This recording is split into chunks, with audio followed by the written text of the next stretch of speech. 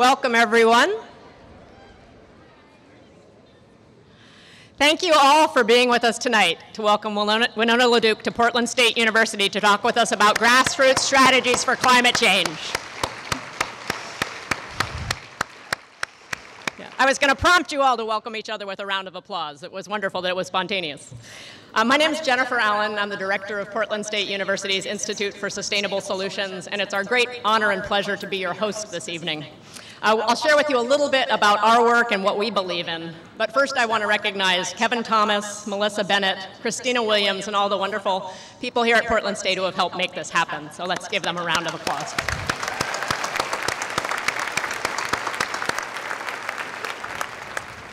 And second, I'm going to ask you all to please silence all of your electronic gadgets, cell phones or other electronic toys. So the Institute for Sustainable Solutions works with partners across campus to infuse the principles of social justice, environmental stewardship, and sustainable economic development into our research, our teaching, and our work with the community.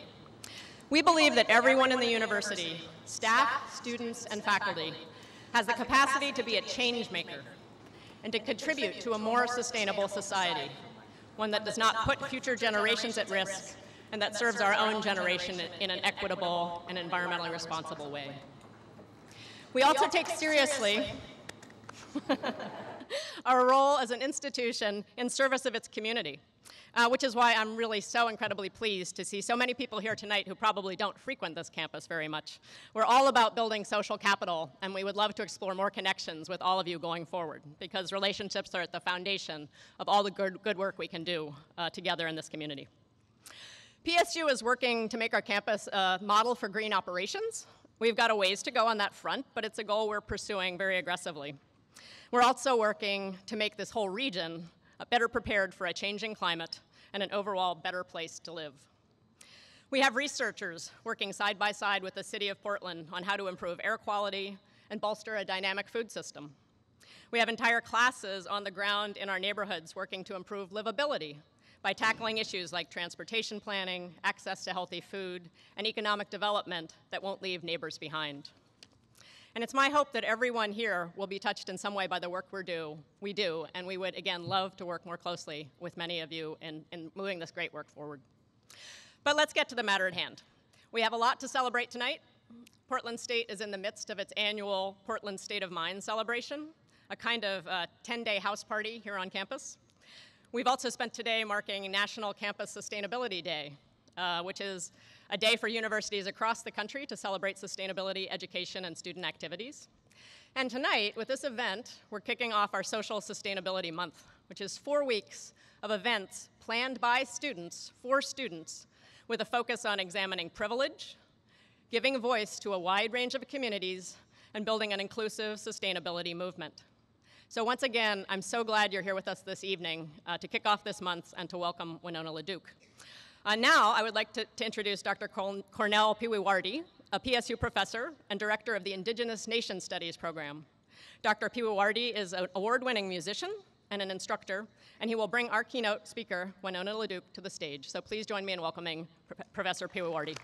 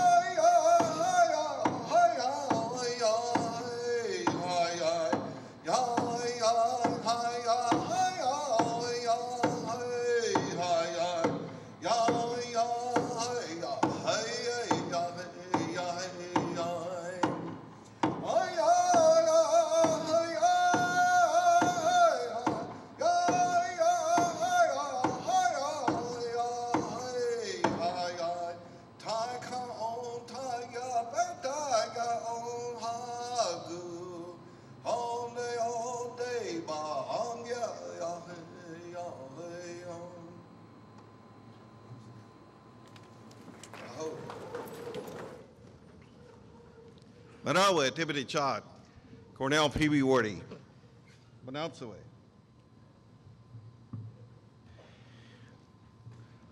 In the indigenous cultures, we introduce ourselves and our songs.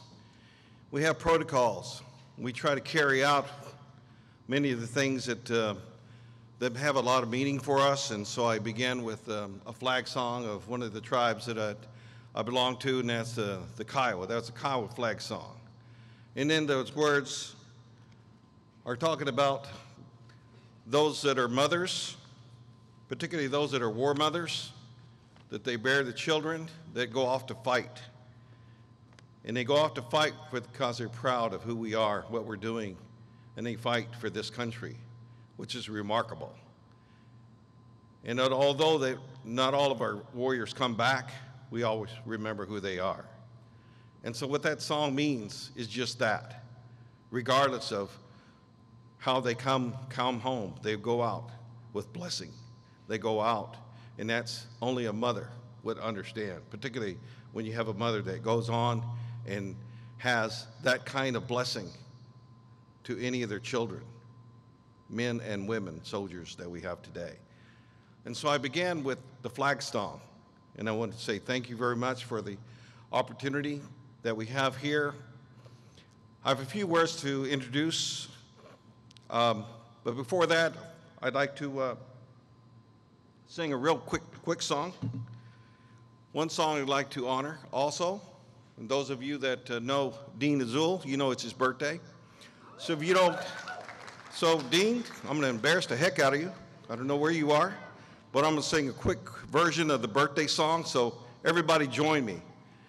Hey ya, hey ya, hey yo, hey ya, hey ya, hey yo, hey ya, hey ya, hey yo, hey ya, hey ya, hey yo. Happy birthday, Dean.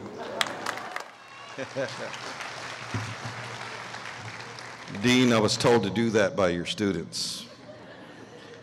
It gives me honor and pleasure to invite you here to Portland State of Mind Campus Sustainability Day. I'm so honored that the host committee selected me to introduce you to one of my role models as warrior, Winona LaDuke, our keynote speaker for tonight.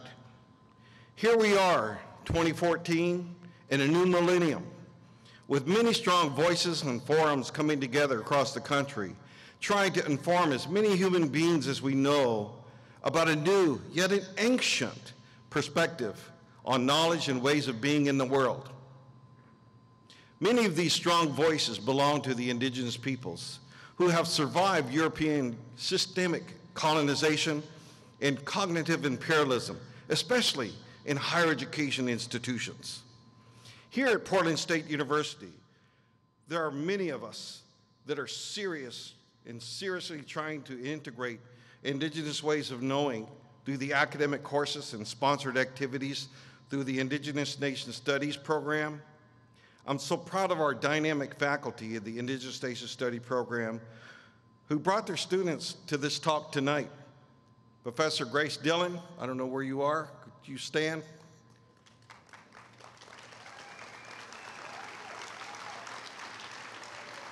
Judy Bluehorse Skelton, award-winning faculty. Dr. Brooke Cawley, new addition to our intro classes. Together with our affiliated faculty in the Indigenous Nation Studies program, we unfold the lessons of colonization and work with our allies, trying to create a better world for our children's children. For almost 2 decades now, I've known Winona LaDuke as a grassroots environmentalist who has always seriously thought about global sustainability issues, always starting locally, here in the United States first, because we have a lot of unfinished work to do right here in the homeland before we go abroad and act globally. To me, Winona LaDuke is a healer because she stands up for her ideas of liberating herself from within. Whenever I have been fortunate enough to hear her talk at various forums across the country, I have witnessed how effective her pedagogical style is as she engages students in the process of moving through their own framework of decolonization. Winona represents a fearless generation of global indigenous activists who thinks, she acts, she dreams of a decolonized world. In Winona's foreword to Andrea Smith's book titled Conquest, Sexual Violence and American Indian Genocide, she unpacks the term ethno-stress, not so much as a social microaggression, but ethno-stress as the everyday realities experienced by Native women, confronting someone trying to steal your land or challenging your legal rights daily, helping your sisters get out of jail, always knowing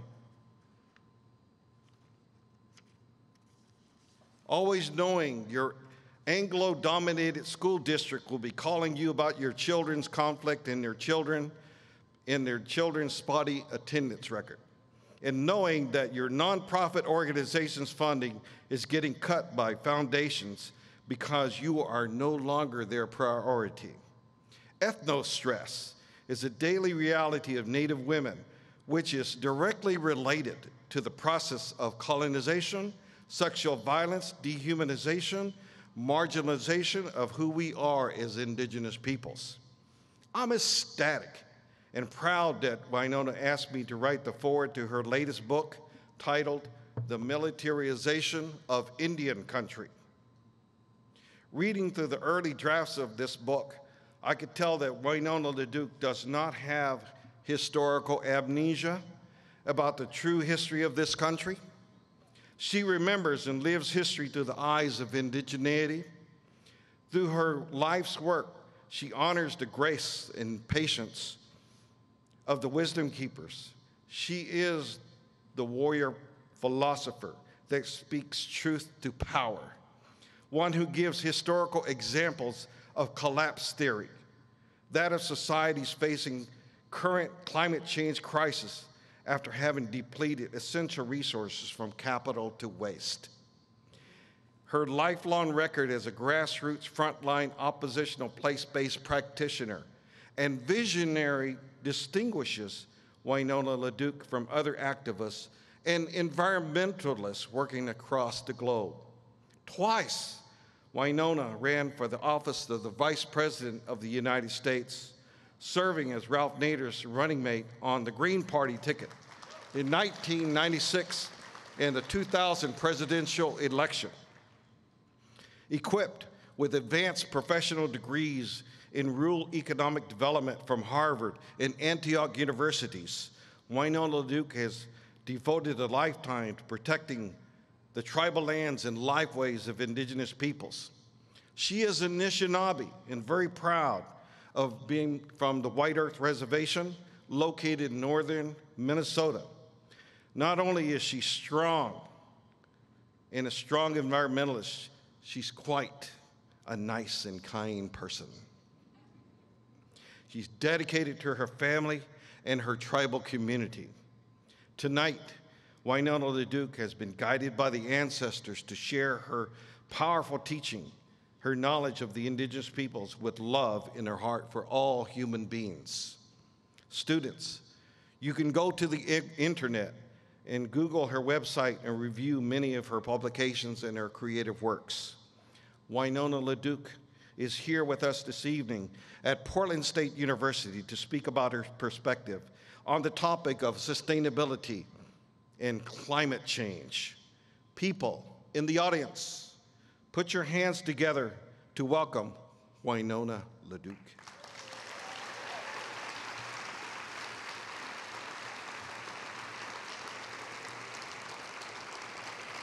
And we'll begin with a video.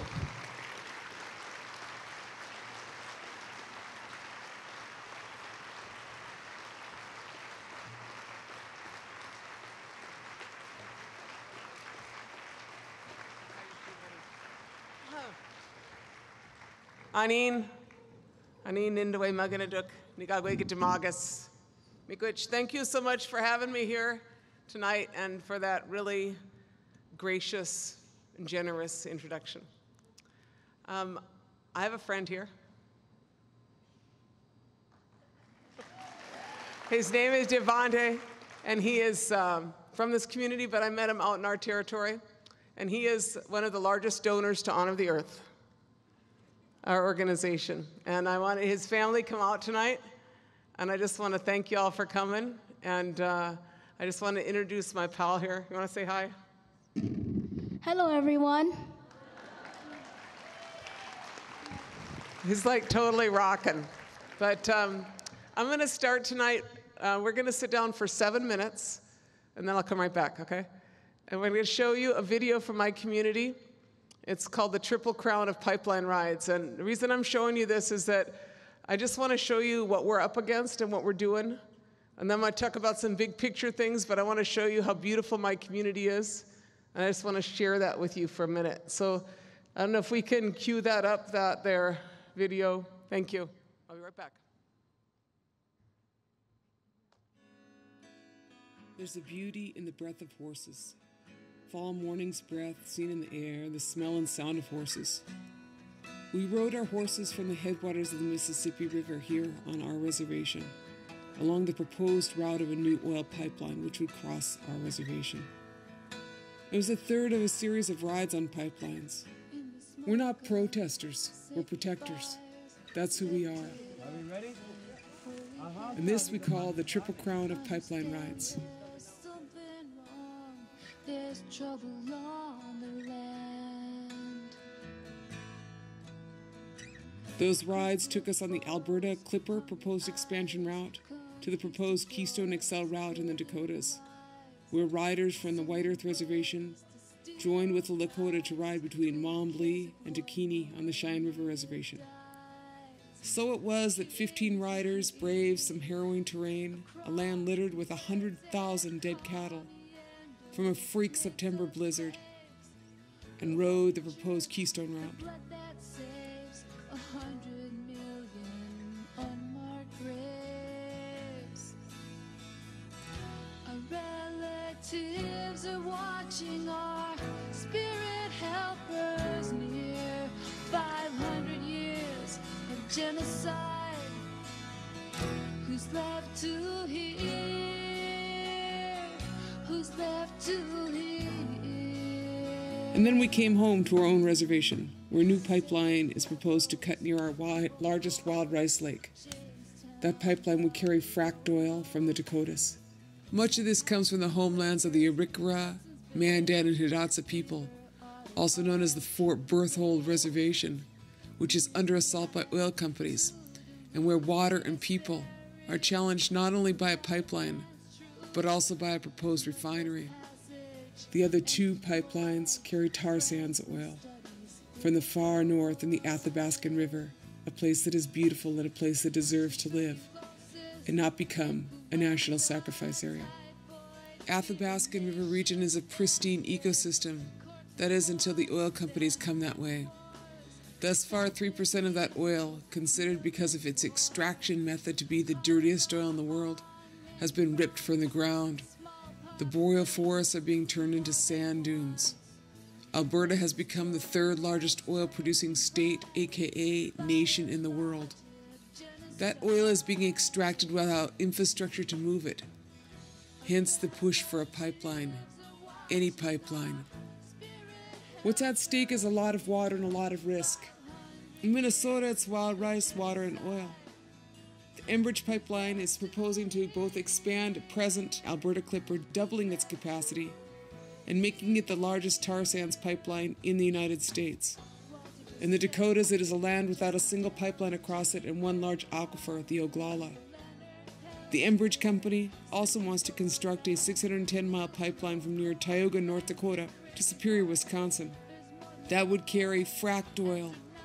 This is also the same oil as the 800,000 gallons which devastated a Tioga farm in North Dakota early in October. Farmer Stephen Jensen walked into his field and could smell the oil. It seeped for so long that 800,000 gallons devastated his field. That pipeline was 6 inches. The proposed sandpiper line is 30. Enbridge's pipelines are largely monitored by the company. Those go through indigenous territories, which are healthy lands, lands that our ancestors wish to protect. We intend to do the same. The single largest pipeline oil spill in U.S. history was the Kalamazoo spill. The fact is that greed makes people act poorly. Rather than investing into efficiency, infrastructure, and renewable or safe energy, the push is to extract as quickly as possible, by any means necessary, and to move that oil by any means necessary. Right now, most of the oil moving in this country from the Bakken fields moves on railway. That's up to about 380,000 rail cars projected to move this year. This past summer, 4 square blocks of the town of Lac-Mégantic, Quebec, blew up as the train's braking systems failed. That train was carrying Bakken oil. Over 40 people were, quote, vaporized in an explosion which baffled Canadian authorities. They had never seen anything like it. That oil, combined with whatever chemicals are in it, is the stuff they want to put into the Sandpiper line. The fact is that all of these expansions are predicated not on need, but on greed. We think that need is subjective. In Enbridge's application to the Minnesota Public Utilities Commission, access to a, quote, stable supply of oil was the primary measure of need. It turns out that the world's largest oil reserves are in the Western Hemisphere, in Venezuela, followed by Saudi Arabia, and then the Alberta tar sands. Venezuela is a country that has demanded a fair price for oil and used that oil to develop its infrastructure. Instead of paying a fair price for oil, however, oil interests are far more interested in securing oil from places that do not wish to give up their oil. Redskins, Braves, the Fighting Sioux, Eskimo pies and red man tobacco. A billion insults to the map. When we object, we're on the warpath. Struggles with racist laws and violence, from Wounded Knee to Alcatraz Island, marching the trail of broken treaties, fishing rights and police beatings.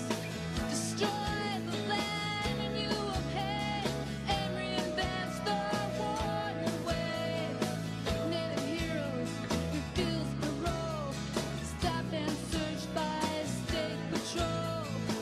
Release our dead, return their bones, let us live, return our home.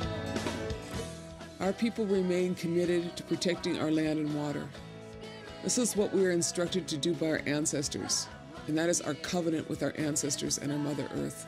That is also our covenant with the generations yet to come. This is not just a Native issue, an Indigenous issue. It affects us all. Whether you have feet, wings, fins, or roots, we are all in this together. No corporation has a right to this land, water, and our future. This is Winona LaDuke for Honor the Earth.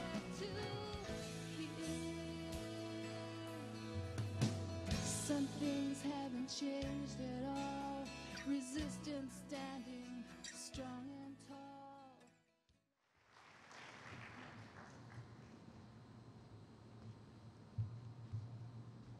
Thank you. Yeah, I wanted to share that with you. That's my community, and that's what we're up against. And you can find that on YouTube. It's called Triple Crown of Pipeline Rides. I had a dream. I kept having this dream about riding our horses against the current of the oil. And so I went out to see the Lakotas, the White Plume family, and I said, you know, that Keystone pipeline, I think you should ride against the current of that oil. That's the way I dreamed we were riding against the current. I dreamed that, you know. And they all looked at me in that knowing way. I said, oh. I said, we'll think about that.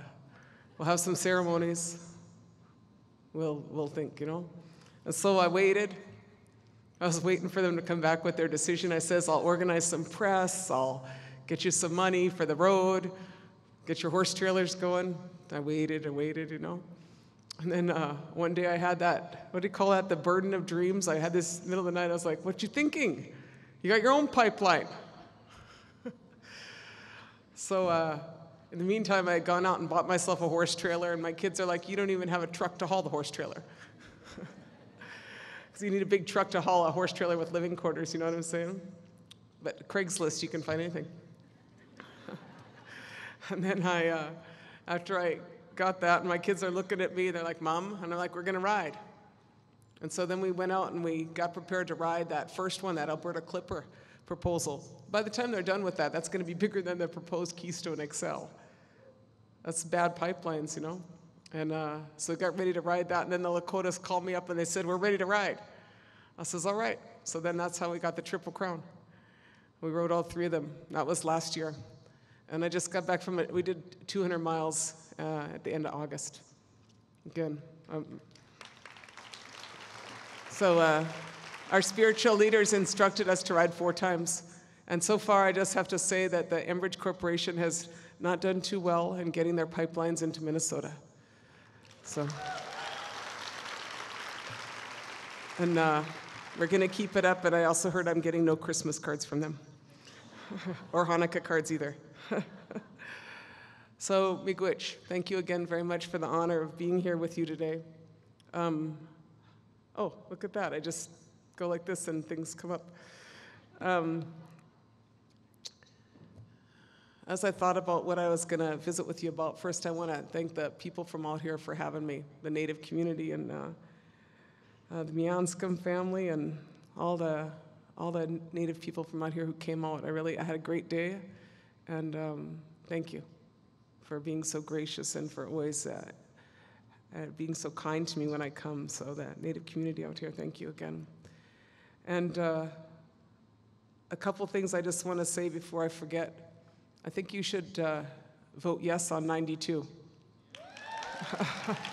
If you don't know what it is, that's the no GMO. That's the GMO labeling bill. We got 1,000 people in this room, and people should vote. And you know, this last week I had this reporter come see me, and he was doing an interview with me. And I don't know if this happens to other people, but he wanted to interview us about our farming. I'm going to talk about that in a little bit, our farming operation. And he said he come out, you know, to visit me, and I found him more interesting than I was, which doesn't take much. You know, you're out there and you're like, wow, that's really interesting. Did you do that too? So he'd been visiting these organic farms. He was a reporter for Time magazine for 20 years, a war correspondent, and he's doing a film called Organic Rising. And he said to me, he said, when it rains in Portland, it rains atrazine. When it rains in Washington, D.C., it rains atrazine. The stuff that they're putting out there, those chemicals are coming down in the rain now. It's not the rain we knew as kids. It's the rain of GMO chemicals, of atrazine, of Roundup. 800 million pounds of Roundup were put on last year. And a lot of that has to do with that industrial agriculture and GMOs. And so I'm saying, you need to vote on that 92.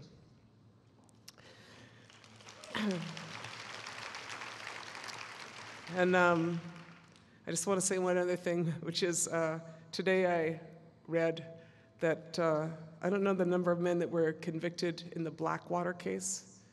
Did any of you see that?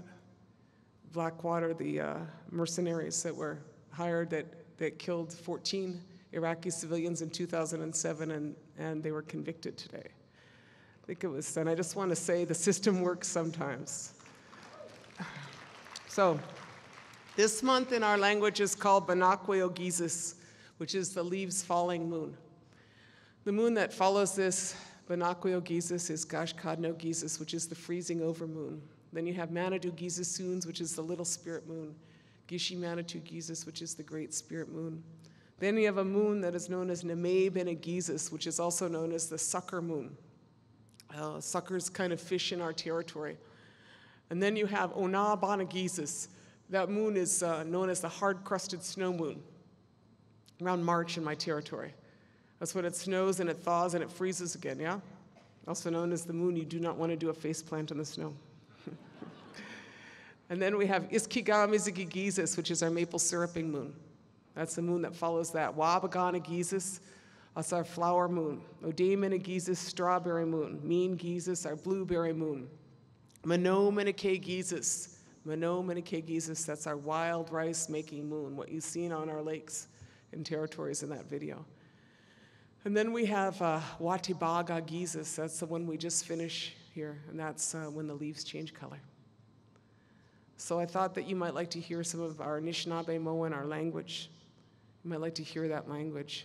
And I also, wanted you to listen to that because those are moons, and that is a sense of time that is named after a land. That's what that is. And I think you probably noticed, but I just want to make sure you notice that none of those moons is named after a Roman emperor. Not a single one.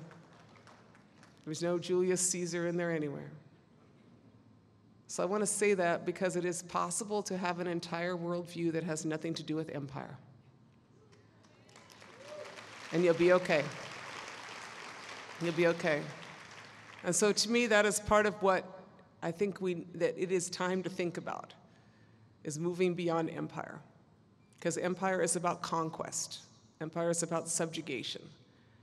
Empire is about having a predator economy that takes everything and leaves nothing. Empire is not sustainable. We have to transition from the thinking, the worldview, and we all, except for those homeschool kids over there, we all went to these schools.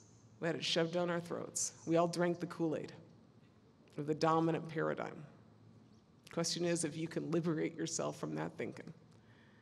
And I'm saying that it is time to rethink. It is time to rethink, and you have to kind of have a little courage.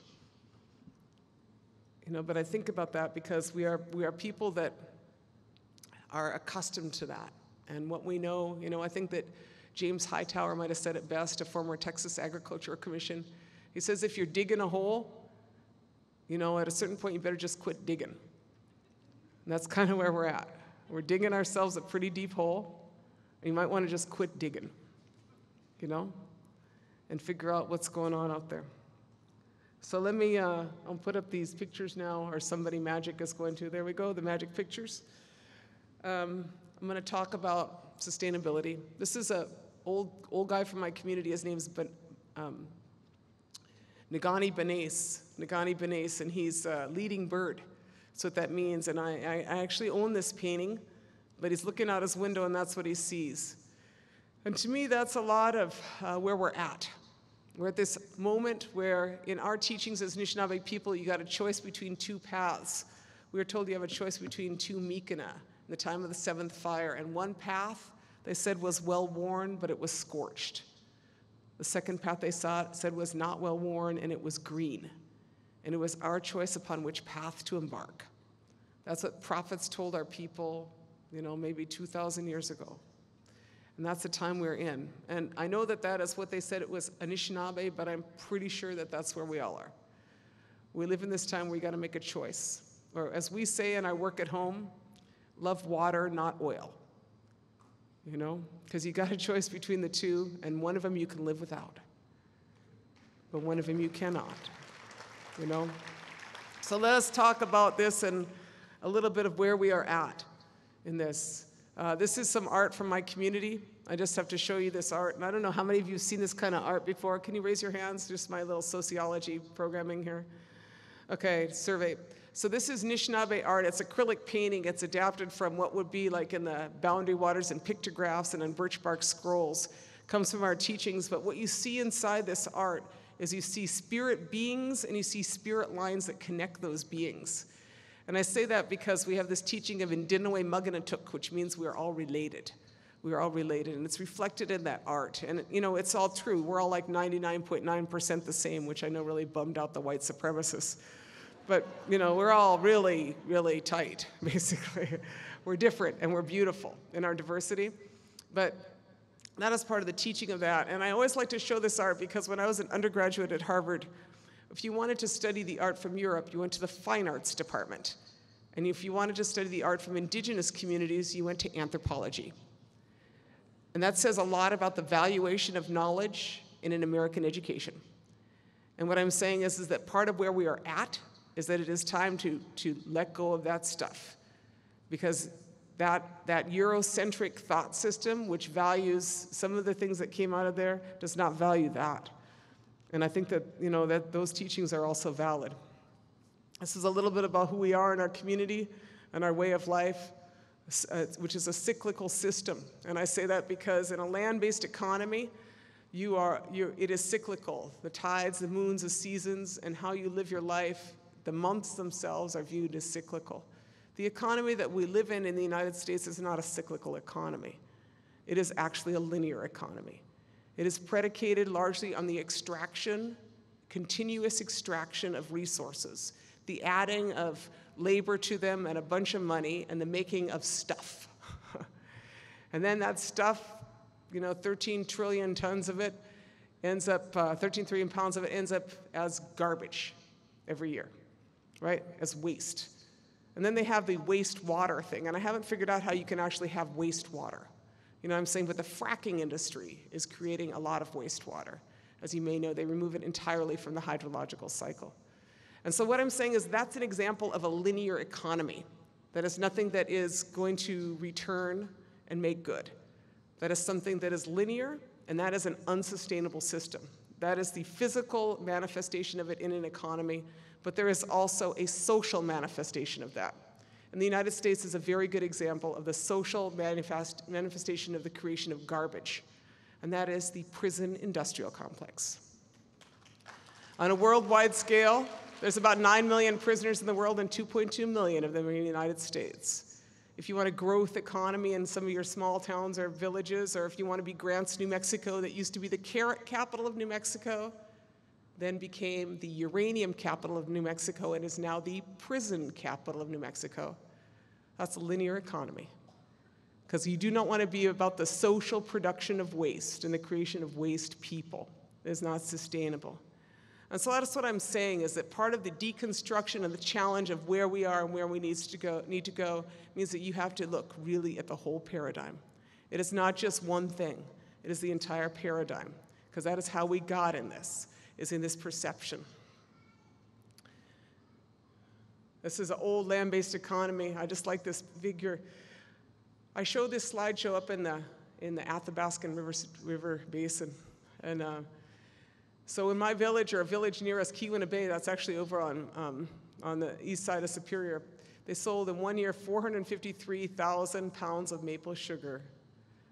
That was when they had all those trees, and they still got a lot of them. That is a land-based economy. You can harvest your maple syrup every year, or you can cut your trees. Two differences in how you live your life, and I'm saying that there is a way. I don't know, that we're trying to figure out the street value of that in this day and age. It's like $10 a pound for that maple sugar, you know what I'm saying? And that's one village, that's 4 million pounds, that comes out, $4 million at least, that could come out of that village. So I'm making this go again. This is this sandpiper wet I show you. Now I'm gonna bum you out for just a little bit here, and then we're gonna get to the happy part of the lecture, okay? This is the climate change part, which, unless you've been watching too much Fox News, you know that this is what's going on with your temperature, right? The global temperatures are rising, and they are rising. And we did have the polar vortex in Minnesota this last year. I'm very aware of that, but that is a little bit of an anomaly. The other thing is that we're talking about climate chaos. That is what we are talking about in this era, not just a constant and a predictable rise. We are talking about crazy stuff happening all the time, and that's what climate chaos is. This is what's happening to your CO2. As you've been watching Fox News, this is what's happening. This is what climate change looks like in Alaska. There's an Alaska native village known as Kivalina. It is falling into the ocean because of both a combination of king tides, or large tides, and the melting of permafrost. And the price tag a few years ago was $40 million for the moving of that village. I am not sure what it is now. But the point of this is what I will tell you is what you likely know. They're projecting that by 2020, about 5 years from now, we will be spending 20% of world GDP on climate change-related disasters. 20% of world GDP. Now, I'm not sure who's paying for that, right? I'm not sure who's taking care of this, or how that's working out, or what county budget or municipal budget or urban budget or state budget has the capacity to address that. Because we have ongoing economic crises that have a lot to do with a bunch of bad choices, including the military, that cause us to have an economy which is not doing well. And so that 20% on any worldwide or any local scale is going to be very difficult for us to deal with. This is what is happening to your CO2 in the water. A lot of people say, well, the CO2 levels aren't rising as fast as we thought. That's because the ocean. It's because a good portion. And that when that CO2 gets into the ocean, it increases the acidity. This is your ocean on acid. And this is what we are dealing with. So all of you who are eating all the beautiful food that we are eating, the more CO2 that we pump into the environment, the more we kill our oceans. And so I say that because this is like the relationship between food security and climate change. This is a huge problem that we are facing that we need to obviously address. The second issue I'm going to bum you out by talking about, I'm trying to kind of whip through this section kind of fast so that I don't need too much counseling, is the issue of fossil fuels. So I myself am entirely a child of the fossil fuel era. So are all of you. I spent my whole life in it. Now, did you guys like it? It's kind of fun, huh? We drove all over. Tana drove her car as much as she could. You know, we drove a lot. We have a very inefficient fossil fuel economy, as most of you know. But you know, we drove a lot, we partied, and so in my life, we've consumed half the world's known fossil fuels. Great time, you know. My grandkids are like, really? Like, yeah, sorry about that. Drive-in movies, that was fun. Remember that? Do they have any drive-in movies out here still? That's right, yeah. It's like still, you know, I mean, come on. All right, so my point is that I recognize that. And what I want is what you should all demand too, is I want a graceful transition from the fossil fuel era. I just don't want to crash my way out, right? Which is basically what they're proposing, is the crash your way out of the fossil fuel era into disaster. I want a graceful and elegant transition. You know, and I came into the airport here and I was like so psyched, except for that my really cool cell phone was all foggy for something, because probably my grandkid got a hold of it. But I saw the Teslas charging at the airport. And I was like, wow, this is Portland, huh? I was like, they don't have that at Fargo. That's where I flew out of. In Fargo, they do not have Teslas charging at the airport. I was like, but you know, so you guys are on to this, but that's my point, is that we consumed half of this. You need a graceful transition. And I'll tell you about my plan for that in a minute here. This you already know about. This is what an ungraceful transition looks like. And the point of this is that when you consume a certain amount and you are addicts, which is what we are. We have a highly addicted society, and we are all basically addicts. We're addicted to electricity. We're addicted to energy at a level which is unheard of in our history. And we are, you know, I am right with you. Like, I hate that my cell phone is not charged. I have to go charge my cell phone, my computer. I have to, like, you know, be hooked up, right? My iPod, that's it. You know, I'm like totally on it. If there's not gas, I'm bummed out, right? This is what we became. We became people that require a high level of electricity, or we feel entitled to it. We feel entitled to this high level of energy consumption, right? And so what happens is what happens to addicts. When you get to this certain point, we used to have this Unplug Day on the 13th, which is now Indigenous Peoples Day in enlightened cities. Are you guys enlightened yet? Working on it? Close? I came from Minneapolis and I partied on Indigenous Peoples Day full on. It was great. Which is so funny, just not to be too tangential, but I was in Denver and in Colorado where they have legalized marijuana and everybody rides bikes and eats organic food, but they still have frickin' Columbus Day. And I was like, you guys are uncool. I'm going back to Minneapolis where we have Indigenous Peoples Day, and you guys should get it together in Colorado, because that's shameful, you know? Like, what is that? They do all that other cool stuff and they still have that, and you could get arrested for opposing it. Those Indians are always getting arrested for opposing it. But anyway. So we are people who feel entitled to high levels of energy. And, you go places and like us and, in my lifestyle, I go places and they talk about when there's a power outage and how freaked out they were, And one time I had this urban person living in my house, which is in the middle of the res in the woods, and the power went out. And this man said, I come home. No, they calls me on my phone. I'm on my way home. It says, we're leaving. I says, where are you going? They said, well, the power's out. It was like 8 at night. I said, go to sleep. I was like, what you gonna do? You're gonna go drive around in a storm to find some place where there's electricity so you can hang out. I was like, dumb stuff, dumb urban stuff. That's what we call that, dumb urban stuff, right? Like, oh no, there's no power. But the point of that is that that's highly addicted behavior, right? And my point is that addicts are a drag. Did you ever notice this? I have like addicts in my family. I have a couple of them. Even people who smoke cigarettes in my family are kind of a drag to me. I'm like, what? You got to go get a cigarette now. Just knock it off, Because addictive behavior is, and then the worse their addiction, like, anything else that's the worse their addiction, whether they're alcoholic or some other drug, they just like behave poorly, right? They rationalize, they lie to you, they steal stuff if they're really advanced in their addiction. They tell you all this stuff, they act like jerks. So my point is that that's what we do, right? Because we're addicted. We do bad stuff because we're addicted. And we let stuff happen because we're addicts. And we figure that someone's going to like feed our habit. So the tar sands is bad stuff, right? The tar sands is bad stuff. Addicted, it's called extreme extraction or extreme energy. It's extreme behavior. What is extreme behavior is destroying an area the size of Florida to stuff it in some pipelines so that you can feed some gas-guzzling vehicles down here. Or blowing off the top of 500 mountains in Appalachia so that you can ship coal now to India or to other countries just because you can. Or drilling 20,000 feet under the ocean so that you can extract oil from places where really you should not be. And doing things and having problems like the Deepwater Horizon, where you don't know how to fix it, right? Or fracking.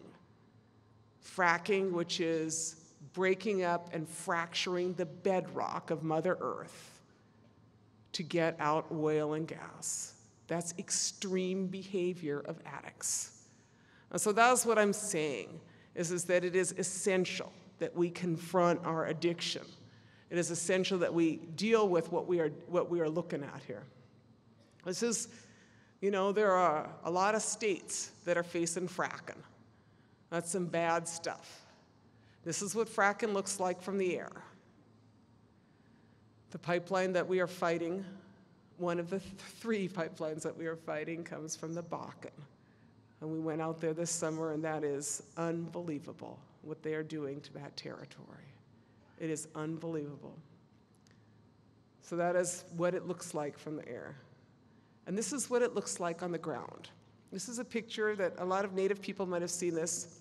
This is Mi'kmaq territory in what is known as New Brunswick. Last summer, a Texas-based corporation called SWN Resources wanted to come in and explore in Mi'kmaq territory in New Brunswick so that they could decide if they were going to extract through fracking oil and gas. That community is like Anishinaabe people. We are related people, and they live entirely off their land in a beautiful ecosystem. And they said, no, you cannot come in here. But the Canadian government, including that Prime Minister, that Premier Stephen Harper, who is a little bit like if you had Dick Cheney as president of a country, that's what he's like. He's like a crazy man. And you just have to recognize that. This is like, Canada does really bad stuff. Really, really, really bad stuff, right? And so the Premier ordered out a lot of cops. There's those pictures of that Indian woman with a feather facing 300 riot police from New Brunswick. All those riot photos are from New Brunswick. And that picture of that cool old dude there, right there, his name is Seven, facing a guy that was hired by SWN to protect the exploration crews. Now, you should not see those kinds of pictures of heavily armed military mercenaries essentially pointing guns at elders in a place in North America. That is the kind of picture you would expect to see in Latin America. That is the kind of picture you would expect to see in some third world country where things like that happen.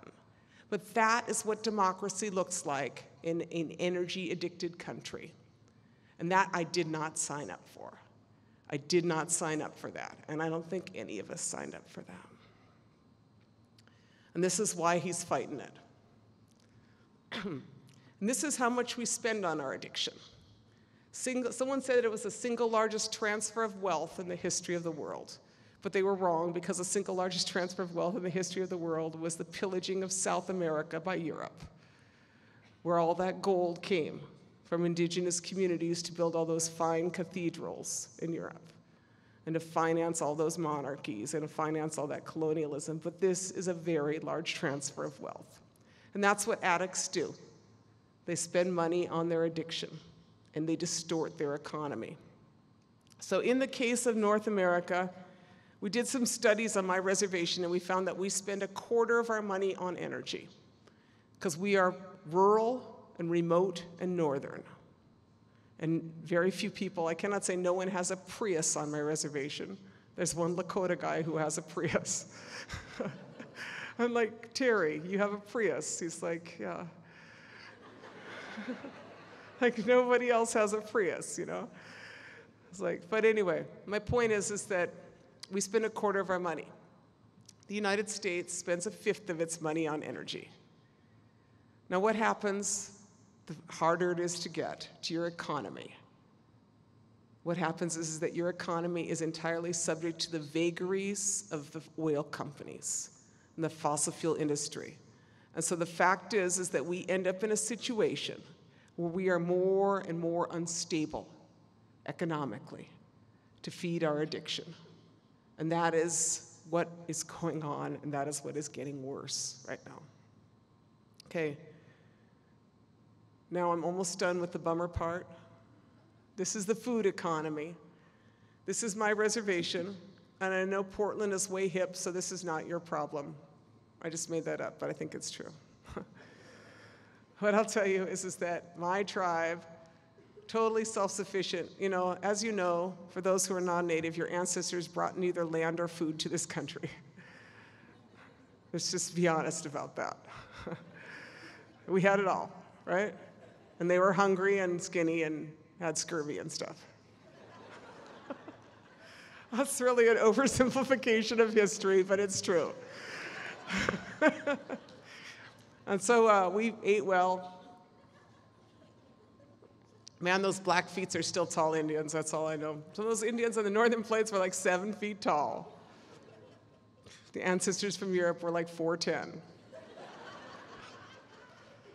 I'm just trying to say, look, things are good. We fed ourselves well, a lot of salmon everywhere, we ate good. So now my tribe, we've become people who, we still have a pretty strong subsistence economy. My house is about 50% subsistence, maybe a little more. We don't want to get into the details of that harvesting, but it's pretty substantial. But what I will say is that increasingly, my tribe has become people who are dependent. And so in my community, we increasingly buy more food. And so we spend a quarter of our economy on food in my tribe. We surveyed 10% of the reservation. We asked what they do, where they shop, and it turns out that of our $8 million that households spent in the year, about $7 million was spent off reservation almost immediately. Walmart, Food Service of America, bringing it into our tribal programs, right? Our tribal schools, everything like that. And the $1 million that was spent on reservation was spent almost entirely at convenience stores buying junk food, right? And that is how you get a third of your people that have diabetes. Is that transition forced? And then, you know, your colonialism policies, you know, you end up with that. So in our case, I just want to point out to you that if you want to look at the solutions, You spend a quarter of your money on energy, and you spend a quarter of your money on food. And it hemorrhages out in almost every community. It's hemorrhaging out. And so often, whether it is developers or politicians or planners or corporations, they come and they say, we are going to give you jobs. We're going to give you jobs. And the fact is that they will bring those jobs in, but 50% of your economy will continue to hemorrhage. And so when we think about where it is we are going, we have to quit hemorrhaging. Because the situation we are in will only worsen in the upcoming decade unless we begin to address the hemorrhage. This is why it will continue to worsen, because the average meal travels 1,400 miles from farmer to table. As a national statistic, Portland, it is a lot closer. But at the same time, you and I know that those shrimp come from China. You and I know that those kiwis come from, I don't know, maybe California or maybe New Zealand, right? And we know that that coffee comes from South America. And, you know, one time I was at breakfast with my niece. She's all politically correct Lakota girl. And she says, look, Auntie, look at what I'm eating for breakfast. And she had like chia seeds and coconut with almond milk, then sprinkled with goji berries. And she said, it's complete protein. And I was like, very expensive protein. I mean, you know what I'm saying is, how far do them goji berries travel? Right? I mean, I know that they're grown here now, but like I had this thing against goji berries because I thought that Himalayan monks picked them, and I want the Himalayan monks to have goji berries forever. You know, I don't want to be the last, eat the last goji berry so no Himalayan monks can have them, right? So my point is that your food impact is too high, right? And the price of fossil fuels goes up, plus we slather about 25% of our fossil fuels into our industrial food economy. We slather it from beginning to end, and that is not sustainable as the price of fossil fuels goes up. Okay? Okay, we're at the happy part. You guys ready for the happy part? Okay. So this is my community, or this is what we're doing there. And I have to say, to be honest with you, is I took a bit of a hiatus from doing the totally cool stuff because I had to fight a pipeline.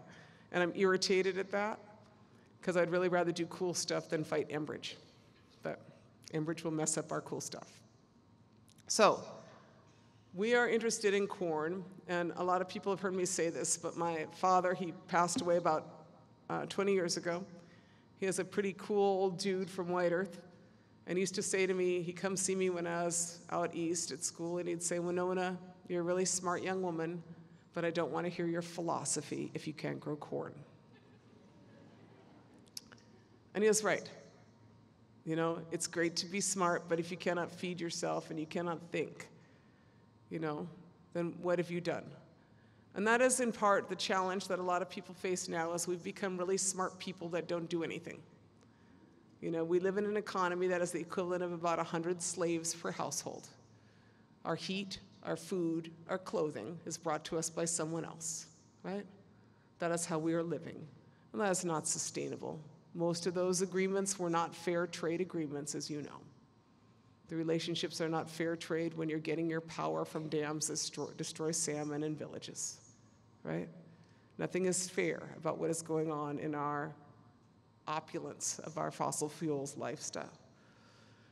And so it is that I decided to grow corn. It took me about 15 years before I became smart enough to grow corn.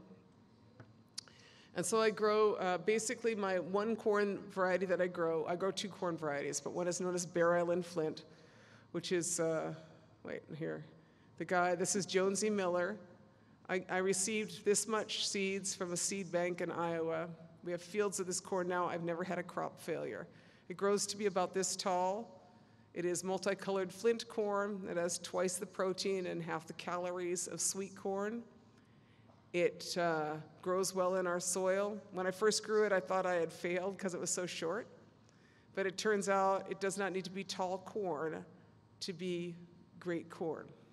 And in the case of our region, it came from an island in the middle of Leech Lake, and in the case of our region, it turns out that that corn, when it's frost resistant and it's drought resistant, and when the big winds came through, they blew over Monsanto's fields, but my field stood.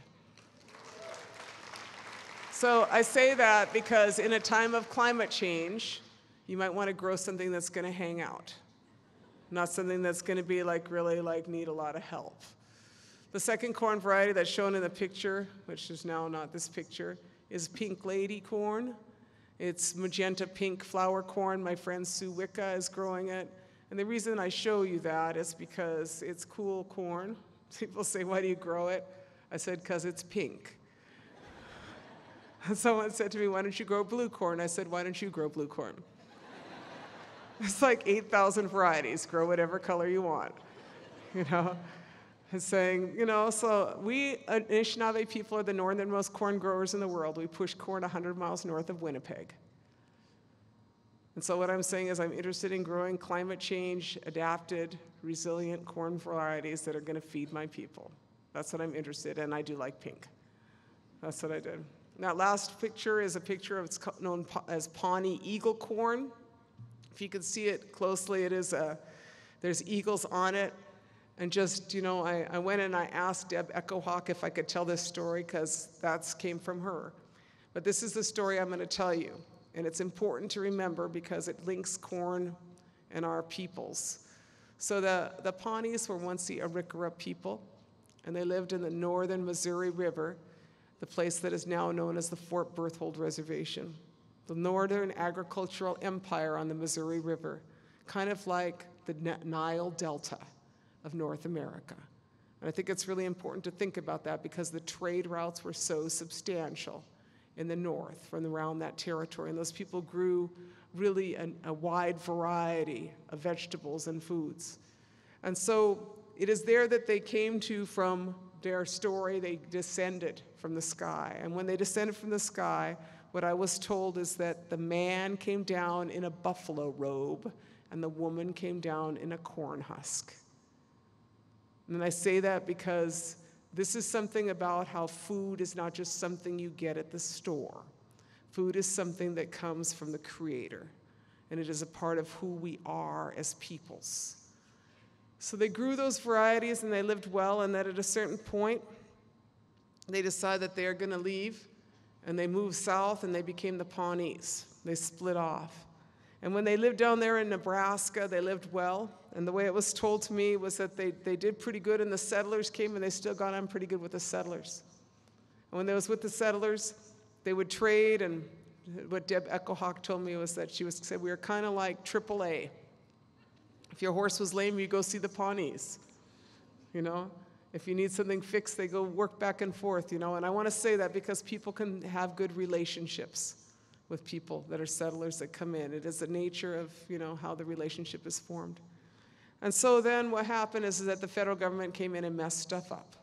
And when the federal government came in and messed stuff up, they forced those people to move in 3 separate forced removals to Oklahoma. And in that, those people lost a great deal. They lost their people, they lost their land, they lost the place of their ancestors, and then they also lost a lot of their foods because their foods would not grow in Oklahoma.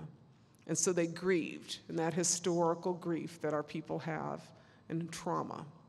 And so it took many years, and they kept losing their seeds, and then one day, this woman named Ronnie O'Brien from the Archway Museum in Kearney, Nebraska, called down to the Pawnee Tribal Council and said, I am in your homeland, and I'd like to try to grow some traditional seeds for the Pawnees.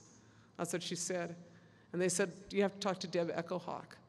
And so I met both these women, and they told me this story. And so Deb said that she called, and she said, I don't know what to do. She said, we don't have a lot of seeds, because they had very few left.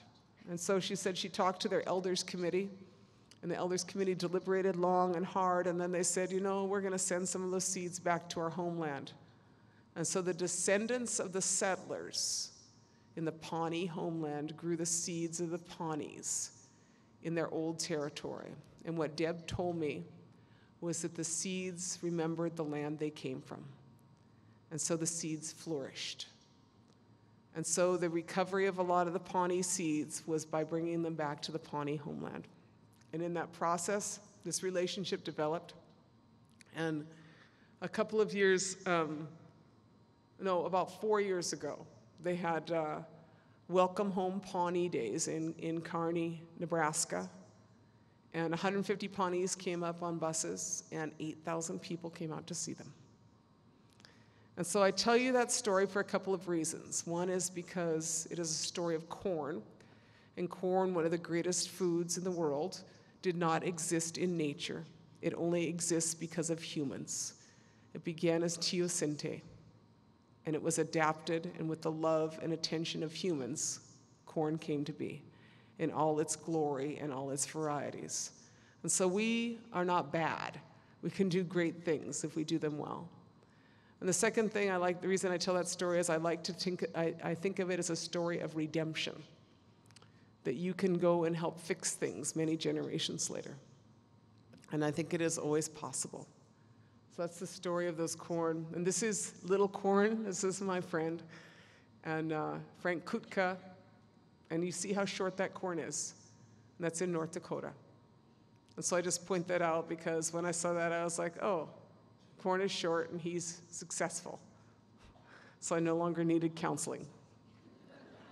And this is me teaching corn braiding to a bunch of kids in the Pine Point Elementary School as a part of our Farm to School program a couple of years ago. I think about an hour later, I fell asleep on the desk. I was so tired because I taught corn braiding to like 50 kids. And I was like, this is our cool squashes, Arikara squash and Gete okosaman, really high in vitamins, magnesium, minerals, antioxidants, just rocking and all of that. This one large squash here the story I was told is it came out of an archaeological dig near the town of Green Bay, Wisconsin. And they were digging down there and they found a clay ball that was about this big. And they shook that ball and there's something in it and they crack it open and there was those seeds and they grew those seeds out. Those seeds were carbon dated 800 years old. And that's that squash. And then I was told it was 1,000 years old, so I don't know. It is one old squash. And then people said, what do you call that squash, Winona? What do you call that squash? Because the guy who gave it to me was the guy who grew it, and it had been given to him. And I said, I don't know what you call that squash. And nobody knew. I said, well, I'm going to name that squash because white guys name stuff all the time. And so I named that squash Gete okosaman, which in Anishinaabe-Moan, or in our language, means really cool old squash. That's our squash. This is what food sovereignty looks like. I don't know, how many of you guys ever heard of this guy, Will Allen? I'm going to see him in a couple weeks. He's like one of my role models and heroes. 3 acres, 1 million pounds, food, urban agriculture. I just want to say, that's what you do. If you want the solution, you know what the solution is you relocalize your food economy and you relocalize your energy economy.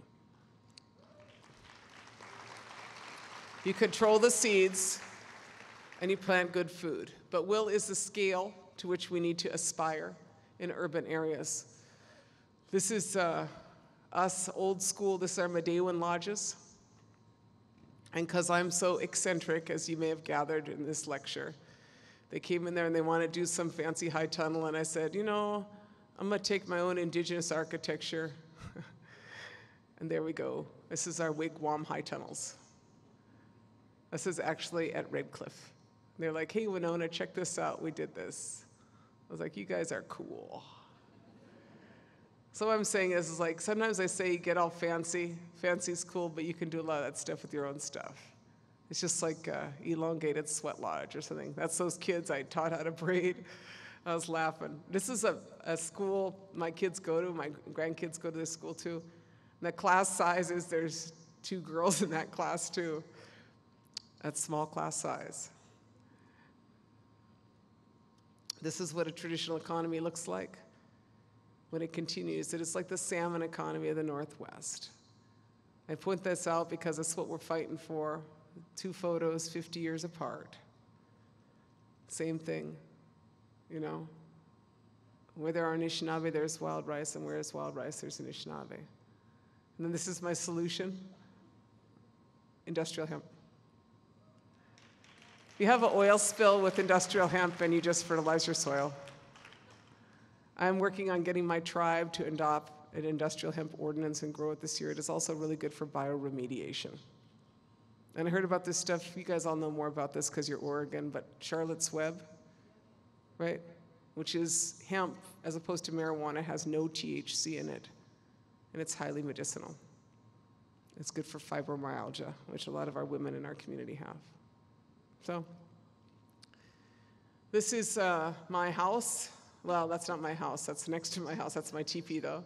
Those are some of my kids, and those are some other kids that came over. This is what local energy looks like, and you all know this, except for you have no sun, so this would be no point talking about this. For the rest of us who have sun, this is 2.2 kilowatts of solar put up. This powers about half of my house. I have a house that was entirely built off of Craigslist, because I'm eccentric. And this is my solar panel that powers it, and I had to fight to put that up. You guys hung out with me for a while. I had to go to the zoning commission, get a variance. They wouldn't grant it to me. It's me looking at 5 old Norwegian guys. And they're like nodding at me, going, no. You cannot put a solar panel up by the lake. I said, if I don't put it by the lake, I'll have to clear cut my lot. And I said, I'm not going to clear cut. They said, we can't put it by the lake. And they came out and looked at us. They said, we decided that it's an eyesore. As they said. They said, it's an eyesore. You cannot put it by the lake. I said, an eyesore is a subjective assessment. I said, that large yellow boat house for that large boat is an eyesore. You know what I'm saying? So I was like, this is the conversation I had with them, and they said, no, you can't do it, Ms. LaDuke. So then I went home and whined around myself and thought about it for a while. Then, as usual, I smacked myself upside the head next morning when I realized I was a tribal member living on my own reservation and they had no jurisdiction. So I built that, and my tribe said, I just went and asked my tribe. They said, yeah, you go ahead and put that solar panel up. And I trained 25 tribal members on solar. And we had a great time, and you know, so I'm a proponent of just do it. This is our wind project. That's my grandson. He's going to hang out with all these kids. I just want to point out he is outside of the yellow tape. That's community-based wind, 75 kilowatt lowland wind turbine. We got a Bergie that's 20. My tribe has a 750, and a couple of 50 kilowatt turbines. We have class 4 wind on my reservation. We could power our entire reservation plus a lot more if we would decide to. So a lot of what I'm interested right now in is in capitalizing small-scale and community-based wind. Because what is true, and that you know as well as I do, is that if you own it, you're in a lot better situation than if you do not. This is solar thermal, that's Henry Red Cloud. Low-hanging fruit, solar thermal can save 25% of your heating bill. In our territory, that is precious, because heat poverty or fuel poverty affects many Indian tribes. And Henry Red Cloud has produced these things about $1,500. You can install them on the south-facing wall and save about 25%, and that's what Turtle Mountain needs. Just pointing that out, Yankton, Turtle Mountain, that's what you guys should have all over there. Doesn't cost that much, and you know what happens is that every year they reappropriate LIHEAP, Low Income Heating and Energy Assistance Program at Congress. Do you know what I'm talking about? LIHEAP. It is reappropriated annually, which is a good thing that it is reappropriated. It never has much problem, but the reason it never has much problem is it's a direct transfer payment to oil companies. Because basically they just pay energy companies directly out of that money. They never address the fact that what you need to be is not cold. You don't need to be endlessly trying to feed energy companies. And so in the brilliant thinking that needs to happen in Oregon and in every other state, you need to demand that LIHEAP money is also used not only on efficiency but on renewables to address the heating issues of these houses. This is your Ojibwe word for the day. You guys all ready? Inashke. Very good. That means ta-da. That's what it looks like when your wind turbine is up. This is what community wind looks like. I'm just reading Naomi Klein's new book, This Changes Everything. How many of you have this book? I really advise, use it, read it. But she talks a lot about the time and the moment we are in. And I want us to really think about that because, you know, I was reading this article she wrote in The Nation, and she said, when history comes knocking, do you answer the door? When history comes knocking. You have this opportunity to make history now. We have this opportunity to change the course of stupidity. You know, that is the opportunity that we are in right now. And that opportunity, much of it is predicated on regaining control of ourselves, of where our food comes from and where our energy comes from. The Danish practice of wind, 83% of wind in Denmark is owned either by communities or by individuals. It is not owned by large energy corporations or utilities. The fact is that you will put up wind turbines in places that you want them if you own them. If you are a large energy corporation, you will put them up where you want them. And that is the difference and why there is success. That is why countries like Denmark or countries like Germany have such great success with renewables, is because power is controlled and the determination of it is controlled largely by people, not by corporations. And in that process of transitioning, you are able to transform your economy. People say that you cannot actually transition to renewable energy, and what they often say is that you can't meet present demand. You cannot meet present demand for electricity or energy with renewables. That is what they say, and they repeat it over and over and over, that it is not possible to meet present demand. And what I will tell you is that you do not want to meet present demand. Because the fact is that between point of origin and point of consumption, 57% of the power in this country is wasted. Inefficient production, inefficient systems, inefficient transmission, centralized energy, aging power plants, and bad planning and bad technology. So there is no reason that we would want to meet present demand. Why would you keep throwing resources down this endless vacuum of a hemorrhage? Instead, what you would want to do is you would want to get efficient and get local and not make bad decisions. And I'm going to give you a perfect example of that. I'm a very privileged person, as you've gathered. I was in Vanuatu. I might talk about that a little bit later. One of the happiest countries in the world. I was hanging out with happy people, Vanuatu, very happy people. But I went to see them, and they are an island, a Melanesian island, and they're happy because they're Melanesian people on this island in the Pacific, right? Which is pretty happy people to start with. But they had a brewery. They made beer, the brewery. That's what they do, I guess. And they just refilled their bottles. They didn't ship their bottles off and have them recrushed and remade, which is the inefficiency of our economy, is the amount of materials that are and energy that is used in systems like that which are not essential. So that is what I'm saying, is why would you try to figure out how to run a system that inefficient? There's no point. Okay, so this is your last few slides here. This is your Sesame Street. I keep this slide in this form because Bill McKibben gave me this slide. You guys don't know who Bill McKibben is from 350.org? He's an awesome guy. Bill McKibben and I were classmates. Just want to let you know. He might have been slightly nerdier than me, I'm not sure. But anyway, I like it because he could not size a slide either. Because as was evidenced on my way in here, I was trying to figure out how to do something on my PowerPoint, and I was like, get me someone who is under 30. So I leave this slide like this in honor of Bill McKibben. This is the number 2, as in Sesame Street. But the point of this is that this is what your issue is. In order to not combust ourselves to oblivion, got to keep the temperature below 2 degrees. We've already gone over 1. It means a lot of work. It means a lot of restructuring of our economy, restructuring of our thinking, restructuring of our energy systems. 2 degrees, that's your target. There's 3 numbers here. This is the second number, 565 gigatons. That's how much CO2 you can combust in order to keep it below 2. I have no idea how much that is. It's a lot. The only real thing I tell you is that there's 240 gigatons in the tar sands themselves. 240 gigatons, so almost half is contained within the tar sands, which is why you do not want to extract the tar sands. It's so high in carbon. And that doesn't count all the other crazy things, right?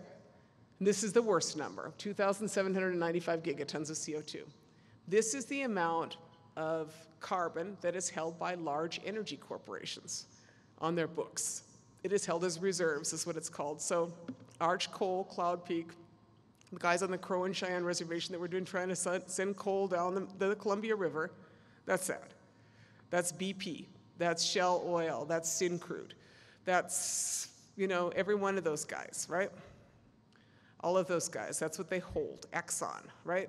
And that is what they're holding as assets, and they are still spending hundreds of millions of dollars on exploration for new reserves of fossil fuels, right?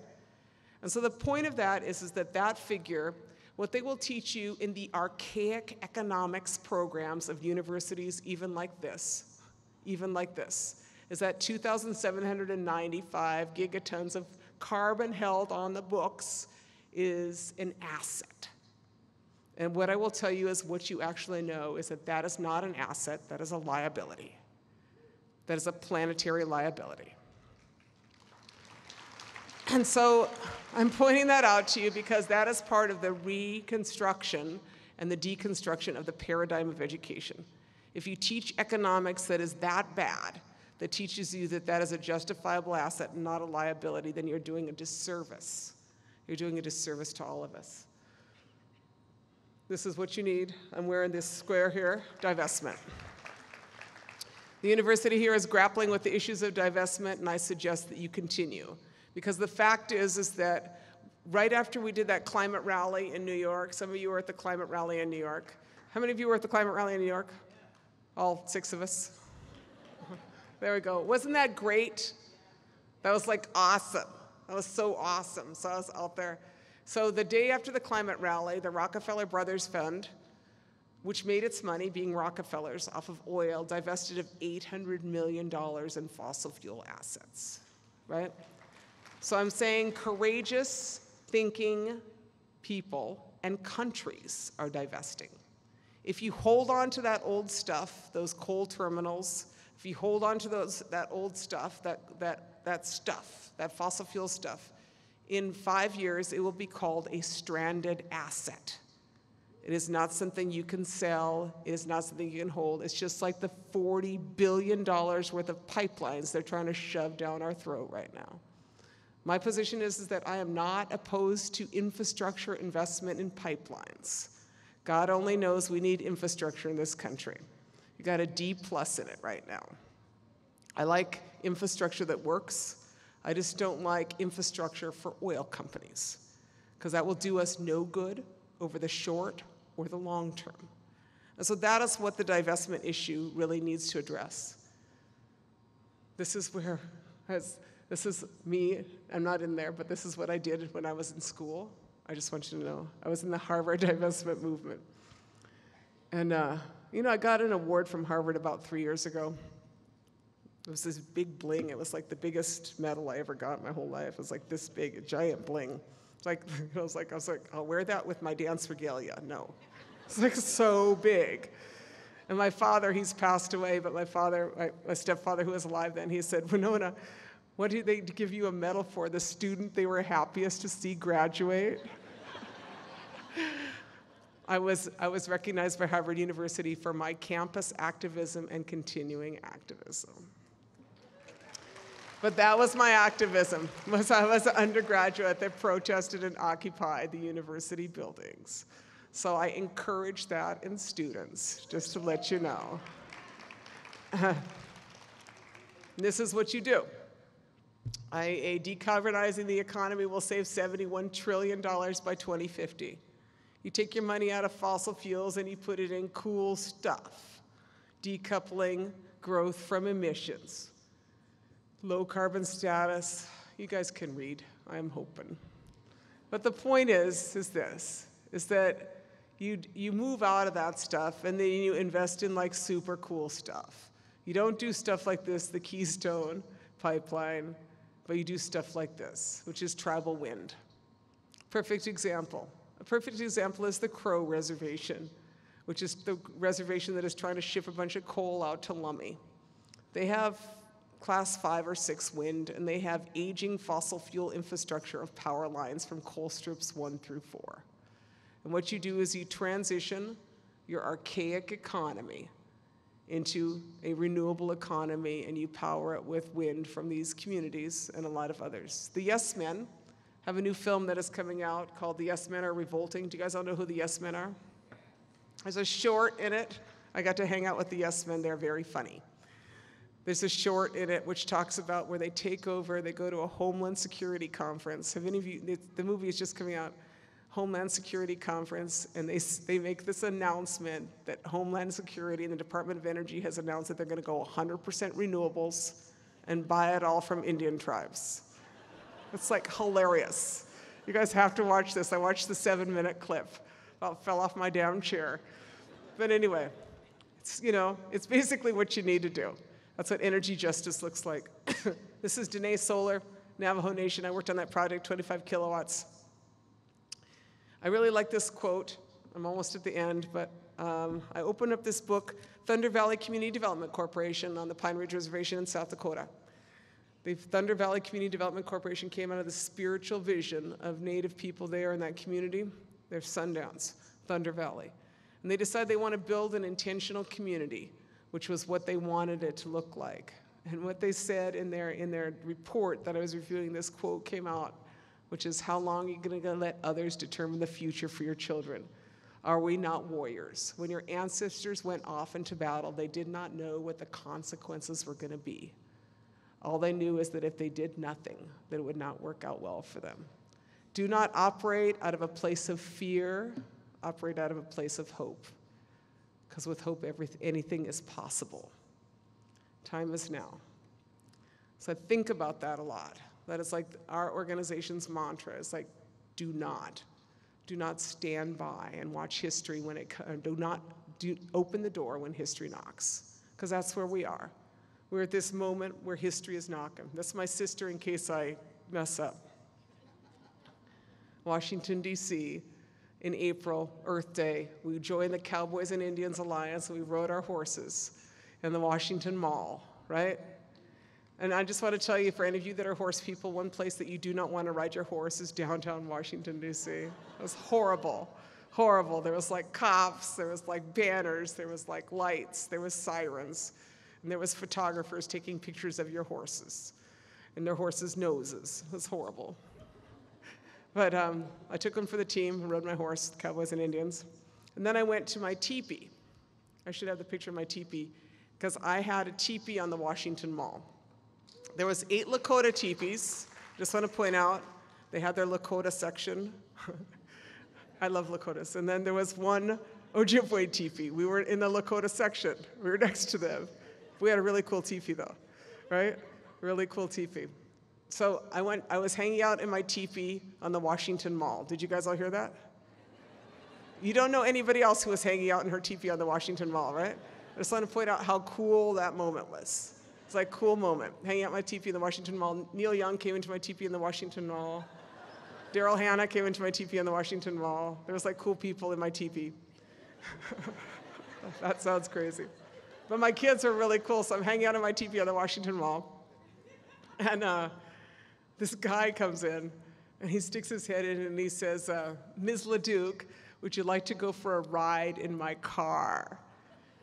And so I have 2 14-year-old sons, and they're like, Mom? They're like, I'm like, that is such an old pickup line, isn't it? Like, you want to go for a ride in my car? And my sons are like, no, Mom, no. And the guy says, I have a Tesla. And I was like, oh yeah, I want to go for a ride in your car. So I want you to get this line, because this is the line you want to remember. I walked out of my teepee into a Tesla. Right? And that's what you want. That's what you want. You totally want to walk out of your teepee into a Tesla. And that's what I did. It was a red 4-door Tesla. The guy's name is Phil Blackwood. I was like, thank you, Phil, for that moment, you know. So, and then we went to see Ralph Nader. Isn't that great? It's a great day. But the point of that is that that's the bar. That's the bar. You don't want third-rate technology. You don't want some lazy stuff. You don't want some leftover bad ideas like transition with natural gas that comes from fracking. That is not what we're doing. You need to hold out. And the guy's Tesla was charged at his house off of his solar panels. I was like, that is cool, man.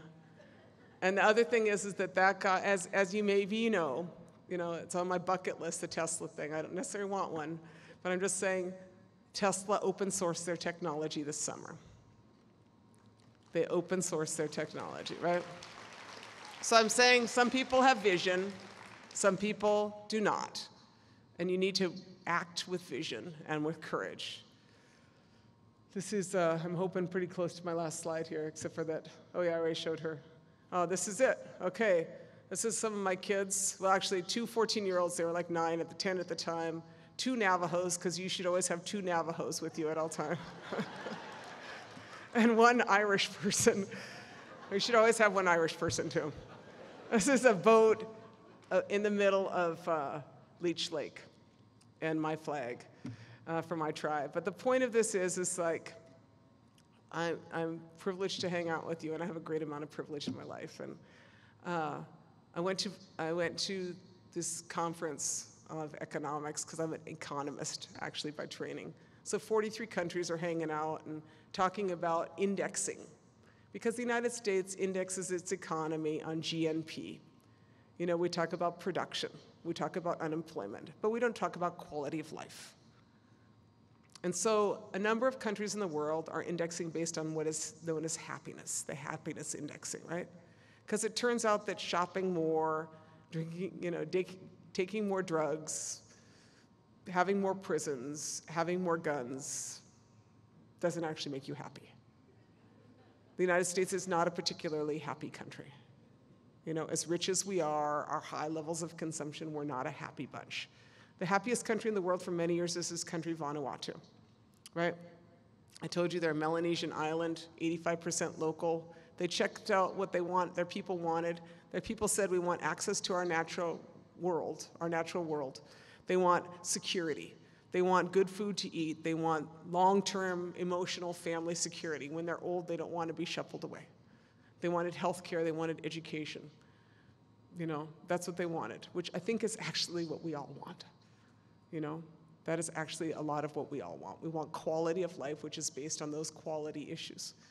And so, I was, privileged to hang out with these, people I was hanging out. One day I was between Bhutan, and who has the gross national happiness index, and Vanuatu. I was like, man, this is a happy moment. But the point was, so then I'm hanging out with them, and a few years ago, Vanuatu got thrown off. They were no longer the happiest country in the world. And they got ousted by Costa Rica. I don't know if you remember this, but I was like, and Costa Rica does not even have a military, right? But they won the Happy Planet Award. And I said, what happened, Vanuatu? What happened to your award? And they said, faulty data. So they're doing all their studies and trying to get back their crown or whatever. But I said, look, I'm going to go home, I'm going to throw the gauntlet down, and we're going to win the Happy Planet Award. It might take us a few years to decolonize ourselves and get rid of our historic trauma. We're going to be really happy. That's us and our organization, Miigwech. Thank you very much for your time.